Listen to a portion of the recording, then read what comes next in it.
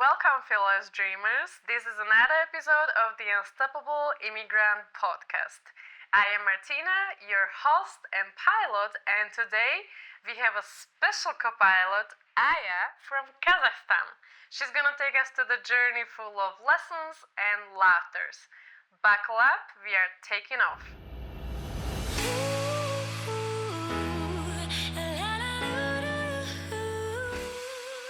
All right, Aya, thank you so much for being here today with us. I'm really grateful to have you. You are the only and one and first guest from Kazakhstan. That's my honor. So that makes you super special. It's the same country where Borat is from, so It is. I'm excited to know more about it.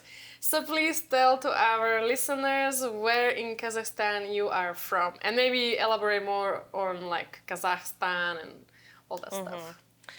I'm from Almaty, which is the southern capital of Kazakhstan. I would say it's more a cultural center of the country too. I know a lot of people associated with Borat.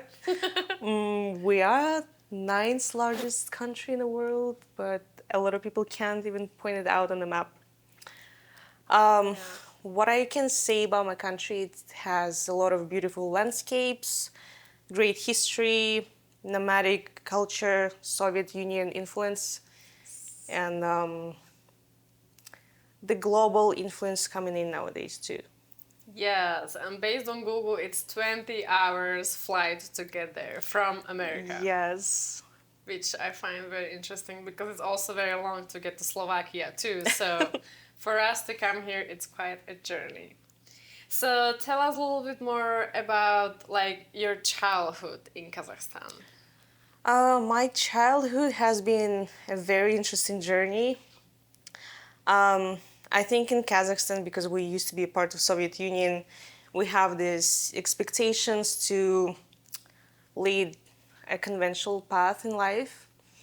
You have to get like a respectable job, you have to settle down early. To get a respectable job, you have to study well. So education, academic success was really above everything. Growing up, naturally, I was successful at school, but I was also a very artistic child. I had maybe like 150 coloring books. I like to draw a lot as a child. But I studied a lot of mathematics. That was very prestigious. And yeah, started my career in finance too. So where is the city you are from? Tell us a little bit more about that. How is living there? How was the growing up there? The city I'm from, Almaty, it's at the bottom, the very south of my country. It's surrounded by mountains. It borders with China and some other countries as well. Wow. Growing up there, well, we had all 4 seasons. So we had a very cold winter, we had hot summer, beautiful autumn, fall, and a great spring. Growing up there was it was great because I learned to ski. I went to parks with my grandparents. Autumn was really good too. We had a lot of activities growing up. Did you play like any instruments or do any sports or anything after school activities? I think my main focus was to be the most successful in mathematics. I don't know why, but my parents just told me I have to be. I never really liked any sports. Any sports I tried, which was tennis, dancing, it just never ended well. I was arguing with all the teachers. I just didn't like it. It's not for everybody, and you're already It's great not. at math, so... Yeah, just like a typical Asian stereotype, isn't it? I tried to learn bass guitar when I was 16 and play in a band, but Wow. my mom was like, "You're not gonna have rehearsals with the guys in the basement." And I'm like, okay. That gives me like a little rebellious vibe. Like, I feel like you were like a rebellious teenager. Yeah, I think mainly because I didn't like what I was doing, the mathematics. Like, I haven't met a person who likes it. So I tried to do my own thing, but I'm grateful that my mom didn't let me be in a band while being 16, because Yes, thank you, Mom. let's be honest, I probably wouldn't have succeeded as a musician in Kazakhstan at that time and now I have a solid foundation to do so. Perfect. I love that for you. Tell us a little bit more about this myth about the Borat, because like, how is Kazakhstan perceiving the movie? I think in the beginning everybody was offended. Of course, everybody's ego was hurt. Understandable. But let's be honest, Borat is the first phenomenon that put us on the map. People heard about our country. In the beginning, I think they banned his entry to the country, but Really? I think so, yeah. But Oh my god, I didn't know, but that is. but then people were just like, it's funny. Let's just forget about it. I honestly find it funny too. We all often joke about it with my sister, maybe on a daily basis. So, what is like the one thing about Kazakhstan that you wish that more people knew of? Kazakhstan is such a unique country. It's often hard to explain it to people who ask about it. Maybe I could say, again, it's a mixture of the nomadic traditions, great hospitality. Kazakh people are known for being very hospitable and welcoming, as well as we have all this Soviet influence in architecture, which I really like the architecture in my country, as well as the innovations, people being strong and resilient too, especially after the historic events. Yes, absolutely. What language do you speak, and can you still speak it? All the generations speak Kazakh, of course, and it's been reinforced in the country again to save the heritage. But we do have 35% of a Russian population. Russian language is very popular, and for me it was very easy to speak it growing up. I went to Russian speaking school. My grandmother, she taught Russian to Cubans from Miami in Kazakhstan. Can you believe that? What? Say it again. Yeah. Say it again. Your grandma? She was a Russian language teacher in a university where Cuban students from Cuba and Miami came to study in Kazakhstan. What? Yes. How did that happen? That's so random. I think it was a great exchange program for students, so I think that's how it happened. I speak Russian fluently still. Kazakh is a bit of a challenge for me. I mean, overall, it's a very difficult language. It's similar to Turkish, but it's just nobody speaks it on a daily basis to me, so... Could you maybe say like a one sentence for curious listeners? What do you want me to say? What pops up? I know. You can say it's a beautiful day today if... I'm gonna try. Well, Salem kalkalaysan. It means hi, how are you? Менің атым Martina. My name is Martina. Wow. Yeah. I've never heard anything like that. It's similar beautiful. to Turkish. Very like similar. It. I like it. But it's also very complex. So Kazakh, Russian, English are your languages. Yeah. That's impressive. Learning English since I was 11. Again, thanks to my mom. And would you like to elaborate a little bit more about like you being still in Kazakhstan, growing up? You said you went to Russian school. Well, at the age of 7, I went to school, and it was I don't know, we didn't have much choice. It was just a Russian-speaking school where I lived. We had a great rating, great teachers, so I just went with it. Never really spoke Kazakh like fluently. In my family, we just spoke Russian mainly. And after that, I just carried on. So, how was your teenage in Kazakhstan? Teenage was weird. As a normal teenager, I hated school, especially if it had the big influx of mathematics, physics, whatever that my parents wanted me to do. I think I was greatly influenced by my aunt, who played MTV a lot since I was a child. So I wanted to do music, art. I did not want to do what I was doing at school. And that kind of made me a rebellious teenager as well. I knew it's there. I knew it. It's there. Yeah, I skipped school often I tried to play in a band. I could not play bass guitar. I pretended I could. But yeah, it was kind of uncertain.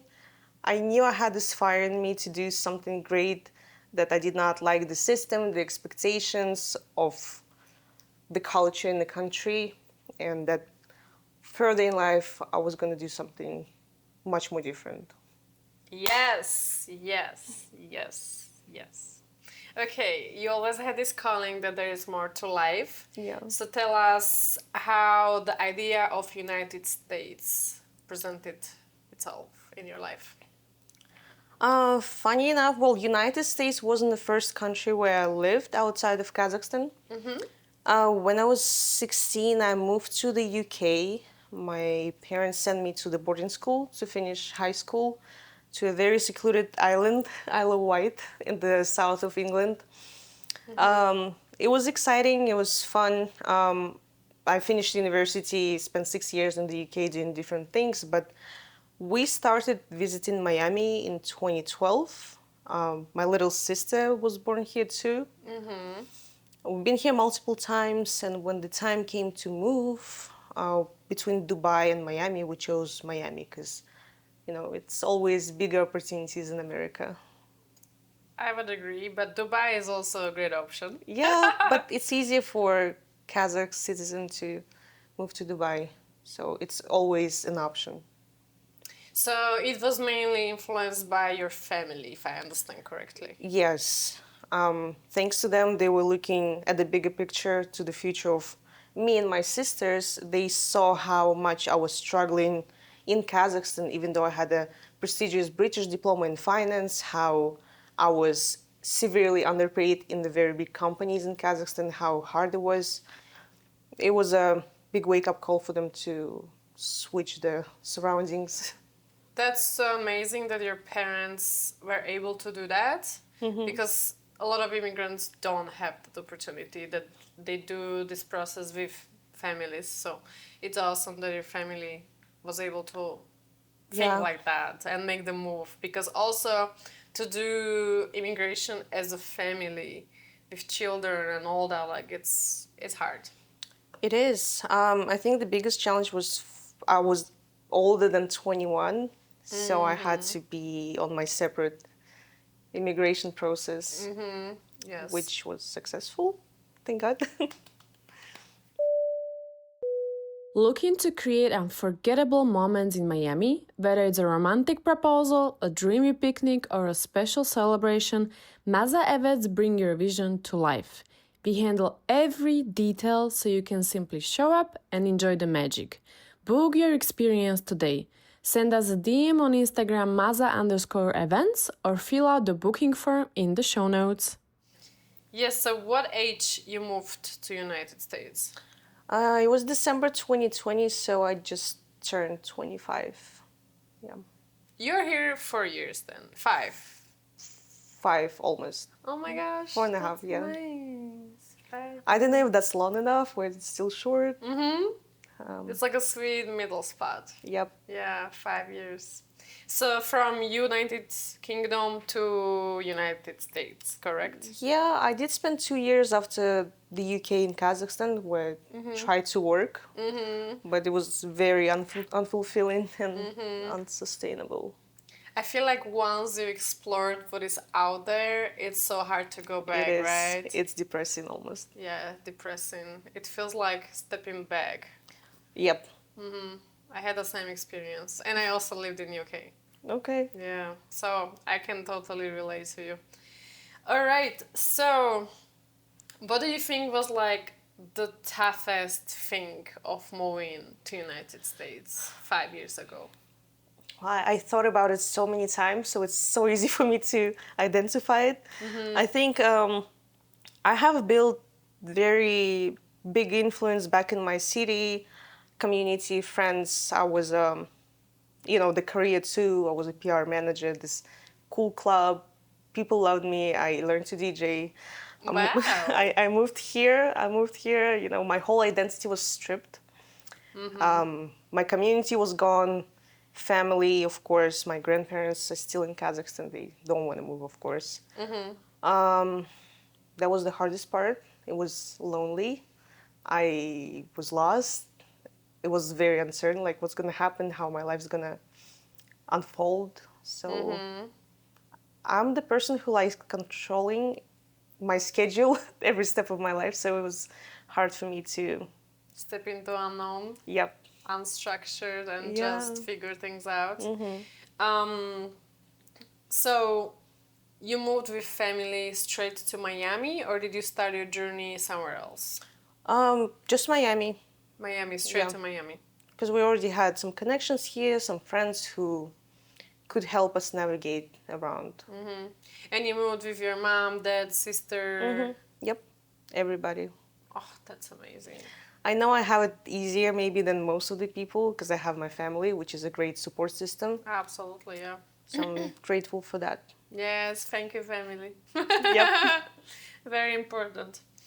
So, do you have any moment looking back at these 5 years that was like, oh my god, like I wanna cry moment because something was very hard for you? I think the first year and a half was the hardest for me.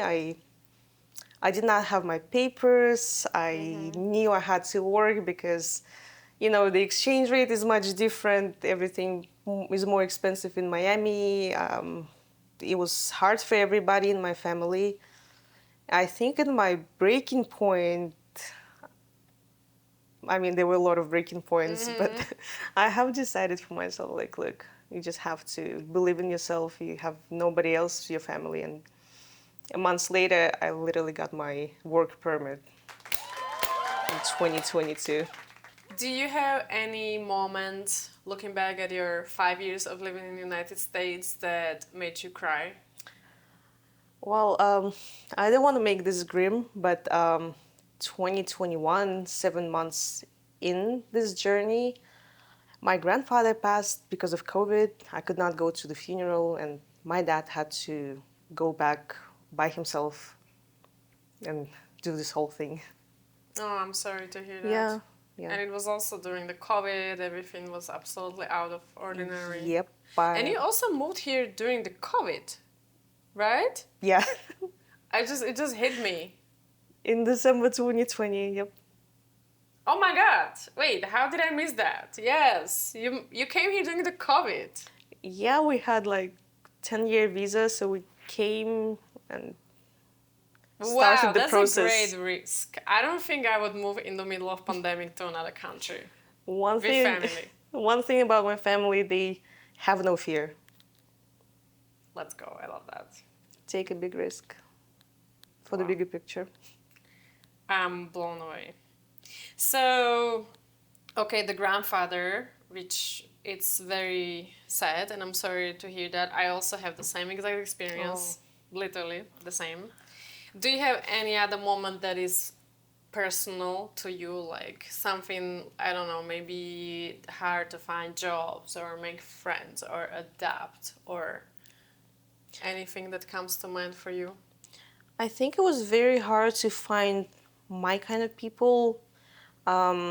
Literally knew nobody and tried to make connections, tried to, grow my community, let's say, meet different people. But unfortunately, a lot of people I met were, disappointing, backstabbing. That was a hard experience until I started talking more to the girls in our community. I met them. That was a great experience. So you just have to go through this very rough patch to get something worth having. So, if you could give an advice to the listeners how to find your people or your community and your close circle when you move to United States, what advice would you give them? What steps should I take To find your to people. find friends, good friends? Good friends. I would say, well, identify your interests first. Let's say you like yoga, you like fitness, maybe running, and start exploring the places where like-minded people can be. Yes. And don't be afraid. Talk to everybody there. Like, we're all people, is the only way to make friends. And then you just, see how it goes. Did you happen to find any other people from Kazakhstan in Miami that you became friends with? Um, Many people not gonna like what I say, but Just say it, no I judgment. when I came here, I tried to avoid being tied to my community, Kazakh community, because I try to, think outside the box. It's always easy to connect with my community. So recently, there were two people in Edgewater, where I live, who are from Kazakhstan. Actually, my lash maker and her colleague. We became friends because they also not tied to the Kazakh community. They're by themselves in the Edgewater and more like local people. I totally get it because you want to explore other options and you already know like everything about your country. So why would you do that here? So I get it. It's like, what's the point of moving? Exactly. But you were able to find your friends from different places that are your vibe, your tribe, and it's possible, right? It's a harder path a bit, but it's possible. It is. I think the turning point for me was discovering New Miami Girls Galentine's dinner in 2024. I was like, you know what? Let me just go. I'm gonna pay for this. Let me go. I'm the person who likes to sit at home, chill when it's nighttime. So I went to this dinner, and that's where I actually met most of the people and joined different group chats. Met a lot of other girls, and that's where I met my best friends to this day, who are also from different countries. I'm in love with that. It's beautiful. International friendships. Yep. Attention, listeners. Don't forget to leave us a review to help this podcast grow. You can also subscribe on YouTube and follow us on Instagram and Spotify to keep up with the latest episodes. And now, thank you so much for flying the Unstoppable Immigrant airwaves, and let's get back to the show. So, how is your lifestyle in Miami compared to lifestyle in Kazakhstan? Miami lifestyle is, of course, way more vibrant, eventful, sociable than in Kazakhstan. Let's say in Kazakhstan, I had to force, social events into my life by just going out, meeting people, which not always wasn't sustainable often. Here in Miami, you make things happen for you. You want to go to events, you go find them. You want to go join a run club, you go find it on the Instagram community, you go do it. Anything is possible for you. Yes. My lifestyle per se, well, of course, it's been a lot of work, office work, client work, try to squeeze in some, joyful moments into my schedule by meeting friends or doing food blogging. Now I want to do more of that, so I have all this time. And how do you juggle all of the things you do and you're passionate about? I've done it maybe for a year, almost a year. Again, it was not sustainable. I sacrificed probably my health. I did not have time for fitness or yoga or things that would fulfill my body, because I always had this FOMO, like, oh, I need to do all this collaboration I have invitations for, I have to go to all these events, plus I have to take all my clients and be successful at work. Literally nonstop, every day was written down hour by hour. That's what I did. It's like a proper time management. Yeah, I have a big planner where I can plan things 1 month ahead, weekly, daily. So I think I was just obsessed with putting everything into my schedule. And being organized. Wow. And you stick to it. Yeah, but my health suffered a lot. Wow. By that I mean I got out of shape, lacked sleep, and yeah, that was the toughest part. Was it worth it? It was fun while it lasted. Now I just have to, remove one component out of my schedule, which is my job, and do more things that are more enjoyable and good for me. Let's go. Okay, so if you could sum up your immigration journey with one word, what would that be? They're two words, but they're similar. It's a rebirth and reinvention. Because I feel like every 6 months I've been reinventing myself, not because I wanted to, but because that's how life unfolded. It's way more diverse than back home. You expand your activities, your interests, and that what shapes you as a person. Yes, yes. And beautiful thing about US and Miami is that you can just do it as often as you need to, and you're still gonna find what really fits you because there is just so much happening. Right. So many options, and I just love that about US. I don't think back in Kazakhstan or Slovakia we could do that because it's the same Very all the narrow-minded. time. Yeah. So it's amazing thing about being in America. So we were talking about like the sad moments, but let's focus now on the great ones. So what is like, wow, I've made it moment for you for the past 5 years? I think my biggest wow, I made it moment is yet to come, and I have already imagined it in many ways.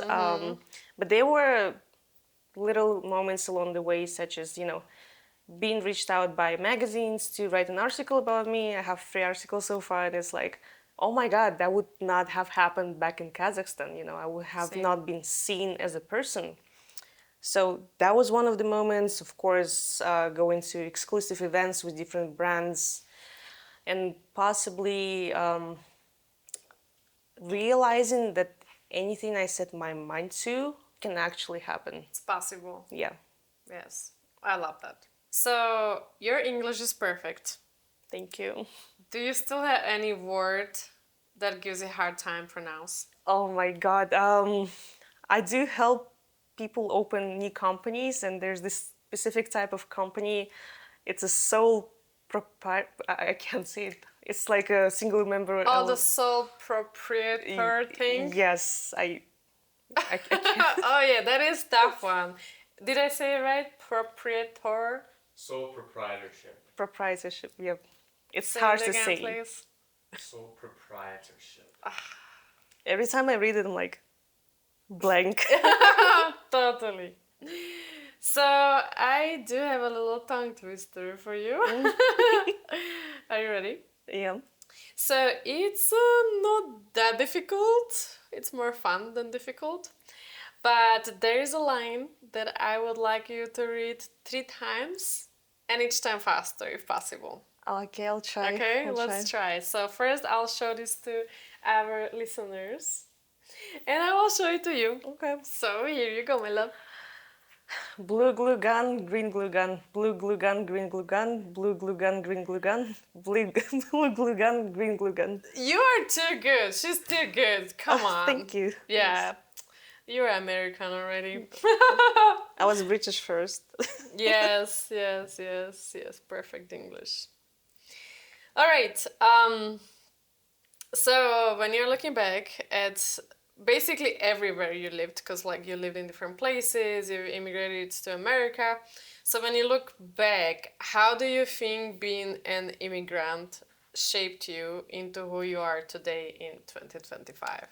That's a very interesting question. I think this tough journey, maybe not as tough as for many people, but it just showed me my potential, what I can be, especially being stripped out of the identity, taken out of your comfort zone and common environment. Yes.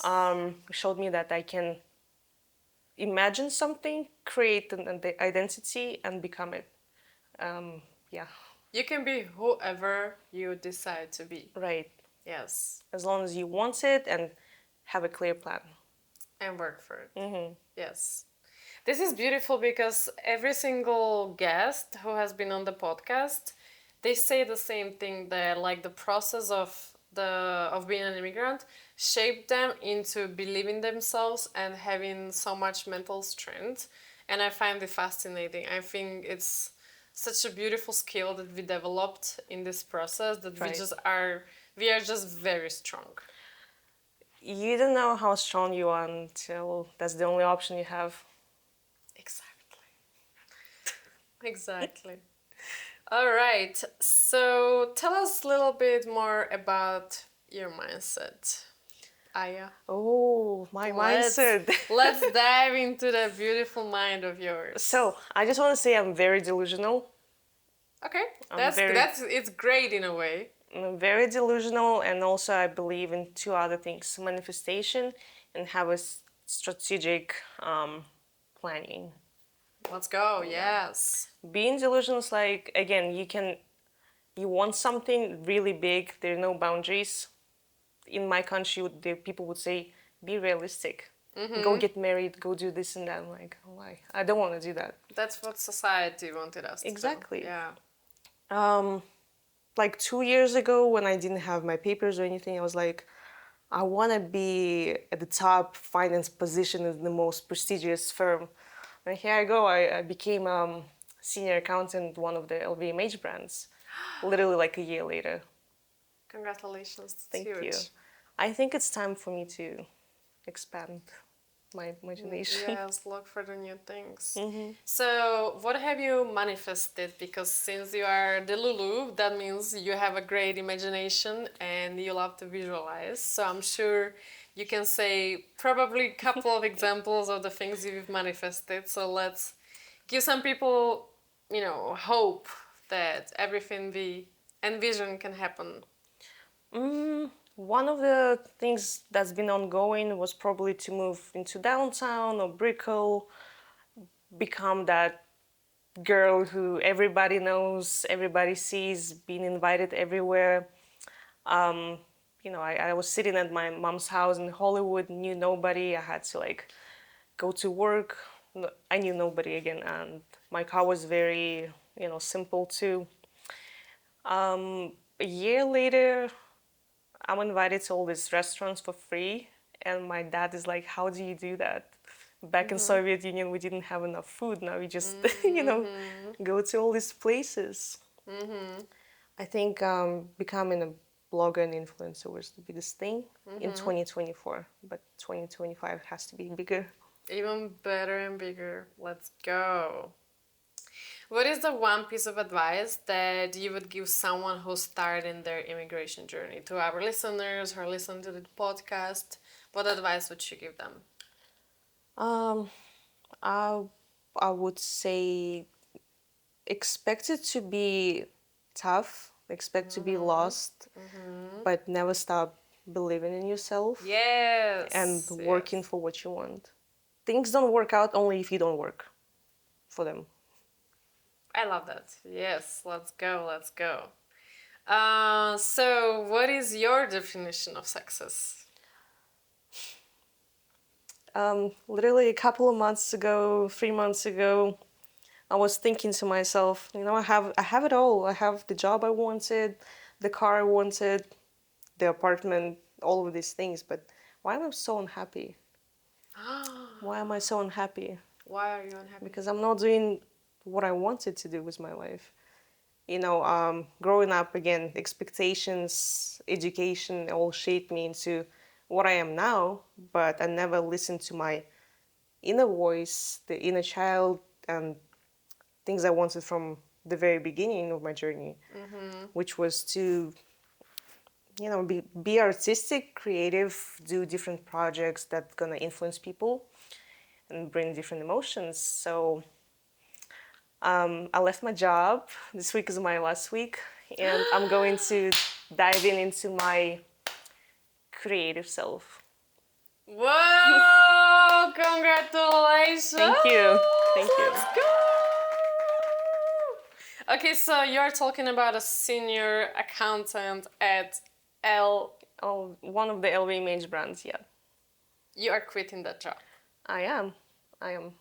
Wow. Girl, You're bold.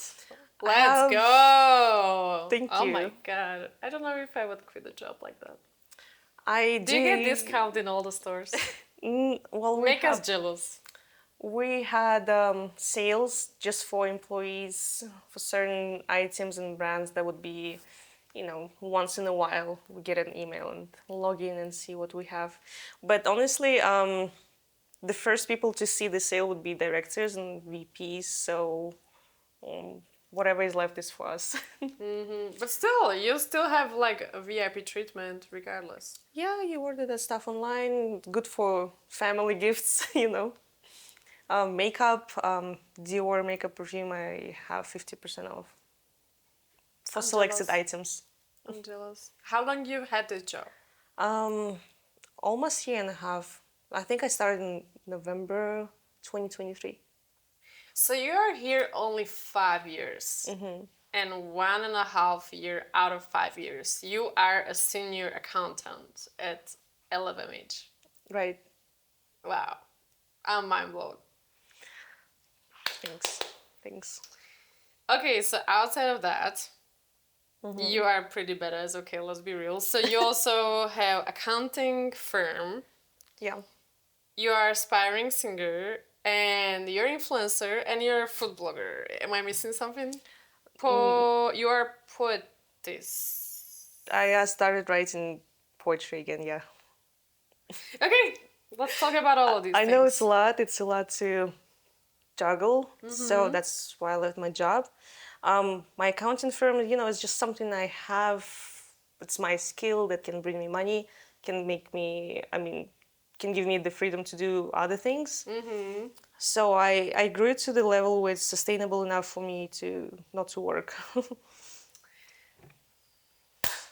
Maybe for, I don't know, a few months at least. Very nice. Very proud of you. Thank you. Yeah, of course.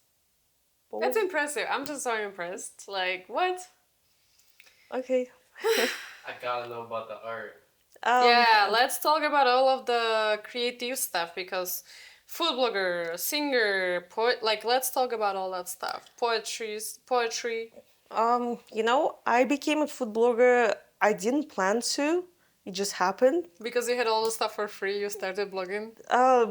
I was invited to like 3 small restaurants, family-style restaurants, to do content creation for them. Bear in mind, I never did any food-related content before. I was like, yeah, I'll take it. I did my research, like what's good angles, what to film. So I just improvised, and that's how it started. What is the name of your food blog? Do you have website or Instagram, or where can our listeners find your food blog? It's all on my personal Instagram. Aya from Miami with 2 underscores. Influencer is just I always wanted to be one since I was in college. I thought it was cool. I think it's just my deep desire to be seen, my desire for attention. I love how you say it out loud. Why not? That's the honesty. I think it comes from that. Otherwise, I probably wouldn't have become an influencer. I like events, meeting new people. I'm also a very visual person. If there's a nice event with great decorations, good-looking people, yep, I'm like, I have to be there. Yeah. How about a poetry? Are you romantic soul and that's why you write poetry? Yeah, I am. Okay, I'm well, romantic too, that's why I have my business. I started writing poems when I was 11. All those notebooks are long lost, of course. I didn't know what to do with it. I was just writing. I was deeply inspired by different artists and the lyrics of their songs. I tried to find deeper meaning, researched the lyrics when the internet became accessible. So I always wanted to be like them and practice, try to self-express. And recently I started doing that again because there was so much unfulfillment and happiness was probably my profession. So now I'm writing again and I'm hoping to release a book sometime in June, maybe. I'll gift you a copy. Oh my god, thank you so much. That's so cool. What is the book gonna be called? You have the name already? Or do you want to share? I don't know the name yet. I don't know the name yet, but it's gonna be all of my poems in there. Probably something like a velvet something. I don't know. That's so cute. Very Lana Del Rey inspired. I think she was my biggest inspiration in the past few months. So That's beautiful. I've never met anyone who does that. So thanks. yeah, it's very beautiful. I love that, like from numbers and finance and all that, you have your poetry. I think I always meant to do that. It's just, life is an interesting thing. How about the singing? Let's get into your singing, rebellious singing. Funny thing, one of my tax clients, she's a vocal coach, and she worked with many celebrities in Russia who sing. I was like, let me find out what she does. Let me talk to her. And I always wanted to sing as well, apart from writing poetry. Again, growing up, was influenced a lot by different artists. And we started our coaching session, and she taught me techniques that, you're not learning to sing specific songs, you're learning to, just sing, use your voice. Can you sing for us? Oh my God. Please. No. No, are you shy? I'm still shy. I'm still working on it. I'm not a fully developed artist yet. But since you're writing your poetry, you can write your own lyrics. Yeah. Oh my God. I think the challenging part is how to, you can write whatever poem you want, but for the song to be catchy, for the song to be rhymey, reflecting, resonating with different people, that's something I still have to learn or maybe research more. But honestly, I have connected with a producer who worked with my favorite artist. I know, crazy how life works that way. I just found him on Instagram through like tagged pictures, and I DM'd him like, hi. Hi. He's in I'm Moscow. ready. He's in Moscow. And he's Russian. He's Uzbek. Uzbekistan. But he's in Moscow. Wow. I'm sure it's all going to connect for you. You are hoping like so. on the right path. Like I can sense it from you. Yeah, I hope so. Yeah, I can tell that you're envisioning yourself on the stage or something. You just have to be delusional enough, things will align for you. Yeah. Couple of years from now on, she's gonna be on the stage and famous singer. Oh, I can see that. We all gonna witness that. That's my... Mark your calendars, maybe a year or two from now. That's my big picture, big vision. Hello? Who is this? This is your bright future calling you. What can I do for you? Well, since you asked, I would like to launch my successful online magazine called Velvet Noir.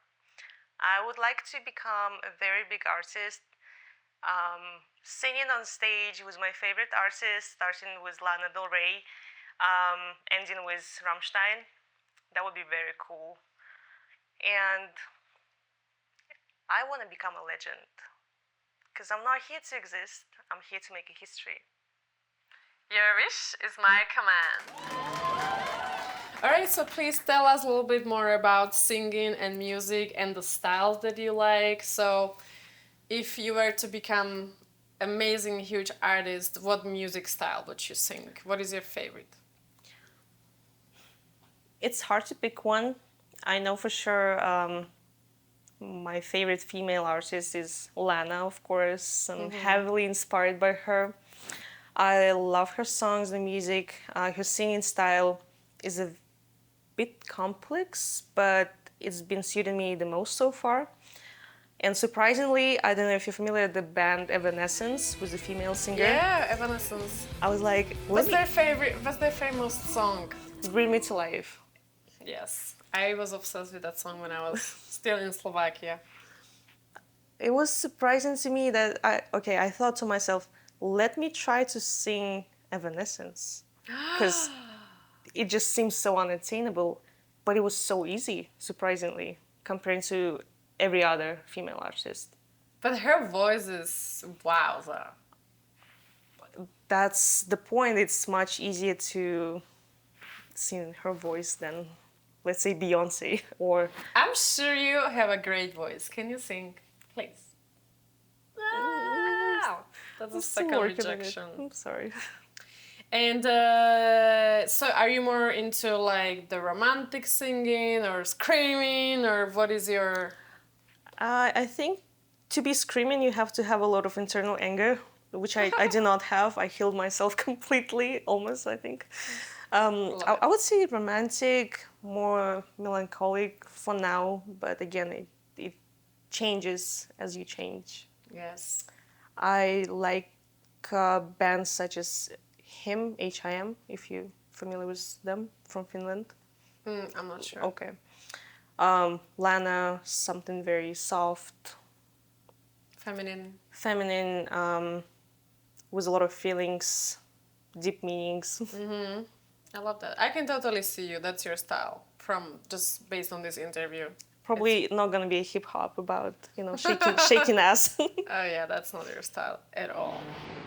I decided out of blue I want my own magazine online because nobody really reads physical magazines anymore. True. Very inspired by Vanity Fair. It's gonna be named Velvet Noir, VN as well. I want to cover different topics such as cinema, outfits, but in my vision, events, which is probably Miami for now. Write about music, art, things that I'm interested in and I have my personal opinion on. I'm sure it can resonate with other people, and again, it's going to be in an online format, accessible to everybody. Hopefully, it's going to grow into something more influential. Where do you think your creativity is coming from? It's hard to say because my family has been practical always, but I do have painters in my maternal father's side. So my mom's The genes. father, he has brothers who are painters. I don't know, maybe that's the only creative link that came all the way down to me. But literally nobody else in my family is creative. I don't think they are. They're more practical, analytical, sociable, but not Well, creative. you are here to change that and be unique and I hope so, create yeah. a huge things in your family. Perfect. Okay, let's dive into the one-word answer questions. Are you ready? What kind of questions are these? All right.